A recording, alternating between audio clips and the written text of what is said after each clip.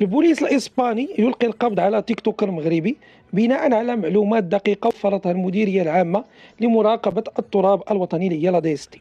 هذا الشاب هذا اللي تشد يعني بناء على هذه المعطيات هذو اللي تفيد ان هذا السيد هذا عنده يعني ميولات متطرفة وجهادية وباغي يدير بزاف ديال الاعمال التخريبية. ف الكلام ديالو ما كانش على اسبانيا فقط، وانما كيهضر بواحد العنف، واحد الكراهيه على بزاف ديال الامور اللي غادي نشوفوها الان بالتفصيل. فهذا الشاب هذا بزاف ديال الناس سولتني ملي كتبت الخبر شكون هو هذا، فغادي نهضروا عليه اليوم. هذا الشاب هذا اللي هو الاسم ديالو سعيد بن كاك، من مواليد سنه 1998، يعني عنده 25 سنه دابا، ومن مدينه وجده.